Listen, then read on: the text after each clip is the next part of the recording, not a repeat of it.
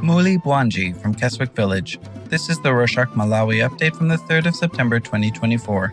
A quick summary of what's going down in Malawi. The government released an interim report regarding the plane crash that killed Vice President Saulos Chilima in June. After the accident, the government asked experts from the German Federal Bureau of Aircraft Accident Investigation to investigate it. The government shared the interim report on Friday the 30th of August, but it only gave details on the fitness of the plane and the highlighted concerning issues, like the airplane not having a cockpit voice recorder or flight data recorder, both of which could have given more details on why and how the accident happened. Unfortunately, the Bureau said the full report might be ready in the summer of 2025, meaning Malawians will have to wait for at least one more year. Want to read the interim report? Follow the link in our show notes. In trending news, President Lazarus Chakwera granted 8 legal professionals the senior counsel position, but the list did not include Attorney General Thabo Chakaka Nyirenda. In our last episode, we said the media reported that the Attorney General was among the list of legal practitioners to be appointed as senior counsel, but the Malawi Law Society questioned his legibility for the role. As a result, the Ministry of Justice postponed the appointment ceremony. On Friday the 30th of August, the ceremony finally took place at the Kamuzu Palace in Lilongwe. Some of the new senior counsel include prominent lawyers like Dingiswayo Madise and Healy Potani. During the ceremony, the president said that the appointments were not politically motivated. Despite missing out on a senior counsel role, the Attorney General is still making news in his current position. Thabo Chakaka Nyirenda recently made headlines for giving Total Malawi Limited, a local fuel distribution company, an ultimatum of 14 days to pay $4 billion to the Malawi government and an additional 15% for legal costs, for allegedly breaching a rebate contract to supply fuel to the government. But here's the kicker. This issue dates back to a deal signed in 2001.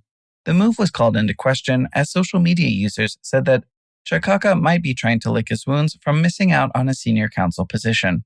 Still, there are fears of what would happen if Total closed shop in Malawi. 2 weeks ago, the Democratic Progressive Party held their convention in the heart of Blantyre City ahead of the 2025 presidential elections. On Sunday the 1st, they released a statement announcing new appointments within the political party. Some members, like Everton Chimulile Nji, George Chaponda, and Jean Matunger, have scooped positions. Meanwhile, the ruling party, the Malawi Congress Party, also made its own headway by selecting members for its National Executive Committee, which includes 52 members. Eisenhower Mkaka, who was once the chief executive officer of the party, did not get a position, and the press had a field day trolling him. One media house, Malawi 24, published a story saying his arrogance made him miss out on some roles. They're using him as a cautionary tale for other politicians. Now, all eyes are on the United Democratic Front political party as they prepare for their own convention, scheduled for the 2nd of October in Blantyre. They said over 1,000 delegates will be in attendance. Aisha Mambo, the chairperson for the convention, said that they will deliberately allocate 50% of the nomination slots to women and young people to make room for them to compete in the convention. In some sad news, 2 local figures passed away. Senior Chief Inkulambe of Palombe District died on Thursday the 29th after a short undisclosed illness. She passed at the John Chilimbwe Hospital where she was receiving treatment. She started her leadership work back in 1990 as a group village head and grew across the ranks until her promotion to senior chief in 2019. 2 days later, Willie Zingani, who was a veteran novelist, poet, playwright, and journalist, passed away. His brother Peter told local media that Zingani said he was feeling unwell. They took him to the Mazam Medi Clinic in Area 14 in Lilongwe for a checkup. While there, he collapsed and was unfortunately pronounced dead. Tributes have since been pouring in for the literary legend. Some of them are from the President and the Media Council of Malawi. There were comments on social media describing Zingani as Malawi's own Chinua Achebe. Next, the police in Cholo arrested 4 locals on suspicion that they tried to abduct and traffic 65 people. Aubrey Singanyama, the Limbe police spokesperson, told local media that 65 individuals were picked up from different locations across Cholo district. It is unclear why the people got on the bus and whether they knew where they were going. However, Singanyama said that Maxwell Banda, one of the arrested people, said the bus was headed to Rumpi district in the north. This could be a case of abduction by trickery, but the bus did not have the jurisdiction to travel to its intended destination, so it could be trafficking. Airtel, a local communications company, frustrated its customers on Friday the 30th of August due to intermittent internet services. Locals complained that the network was very slow and mostly unavailable. It took minutes for a message to be delivered, and it was almost impossible to make online calls or to have online meetings. Airtel released a statement on its social media pages apologizing for the issue. They attributed it to fibers cut in their internet lines, but people were not having it. A lot of them threatened to leave Airtel and go with its competitor, Telecom Networks Malawi. In other news, the National Organization of Nurses and Midwives of Malawi, or NONUM, launched the Journal of Nursing and Midwifery on Wednesday the 28th of August. The publication is the first journal of its kind to be launched in Malawi and the sub-Saharan African region.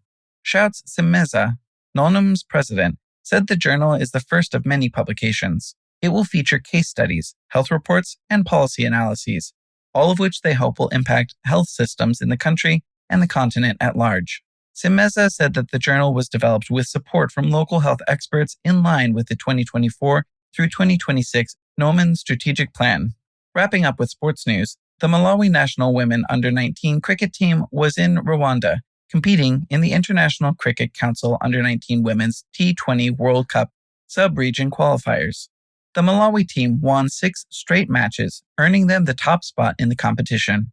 While commenting on the win, Vivek Gansen, the president of Cricket Malawi, said the girls achieved a huge feat, especially since they finished in 5th position the last time they competed. Meanwhile, the national football team is gearing up for their Africa Cup of Nations qualifiers against Burundi and Burkina Faso. Local news said that ever since Patrick Mabedi, the Flames coach, named the team that will play in the qualifiers, the players have been making their way to Lilongwe for preparations. For instance, the Zambia-based trio of Chifundo Mpasi, Chawanangwa Kaunga, and Robert Saizi started their training on Monday the 2nd. The Flames will host Burundi at the Bingu National Stadium on Thursday the 5th of September. After that, they will travel to Mali to play against the Burkina Faso on Tuesday the 10th. And that's it for this week. Thank you for joining us. We hope you are enjoying the Rorschach Malawi update as much as we enjoy making it. Don't forget to subscribe on your favorite platform to keep up with what's going down in Malawi. Pitani Buino.